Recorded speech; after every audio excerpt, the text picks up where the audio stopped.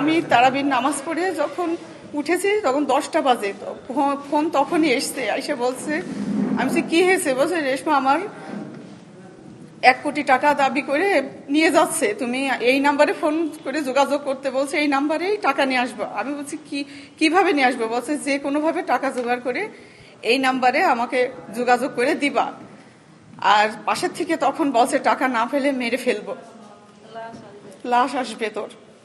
এইটুকুই আমার সাথে শেষ কথা হয়েছে। এরপর থেকে আজ 3 দিন হয়ে গেছে আমার সাথে কোনো কথা হয়নি, নাম্বারও কোনো কিছুই খোলা নেই, কিছুই আমি আর কিছুই জানতে পারছি না। পুলিশ তাদের মতো কাজ করছে, বলছে আমরা চেষ্টা করছি, আপনার র্যাব থেকে সবাই সহযোগিতা করছে। আমার স্বামী মোহাম্মদ জাহাঙ্গীর আলম দীর্ঘ 7 বছর শঙ্করপুর এলাকায় মেডিসিনের ব্যবসা করে, অতি সাধারণ জীবনযাপন তার।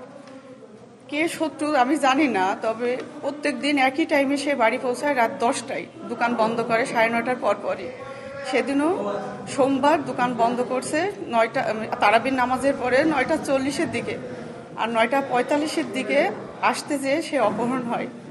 আমি জানি না কে তাকে করেছে, আমি কারা করেছে তাও জানি না, তবে আমার জোর আকুতি যে সবাই যত দ্রুত সম্ভব সাহায্য সহযোগিতা করে তাকে জীবিত অবস্থায় ফেরত দিন। আমি সবার কাছে অনুরোধ করছি, সকল গণমাধ্যম, প্রশাসন, সবার কাছে। আমার 3টা বাচ্চা, আমার বড় মেয়ে সামনে পরীক্ষা, ম্যাট্রিক পরীক্ষা দেবে, এই অবস্থায় কি দিন যাচ্ছে আমরা জানি। মাননীয় প্রধানমন্ত্রীর দৃষ্টি আকর্ষণ করছি যেন এই বিষয়টা খুব ভালোভাবে দেখেন। আমার স্বামী খুব দ্রুত, তাকে আজ 3 দিন পার হয়ে গেছে, তার কোনো সন্ধান পাচ্ছি না। আর আমার সংসার সে একমাত্র কর্মক্ষম ব্যক্তি। আমার 3টা বাচ্চা না, আমি খুব অসহায় অবস্থায় আছি।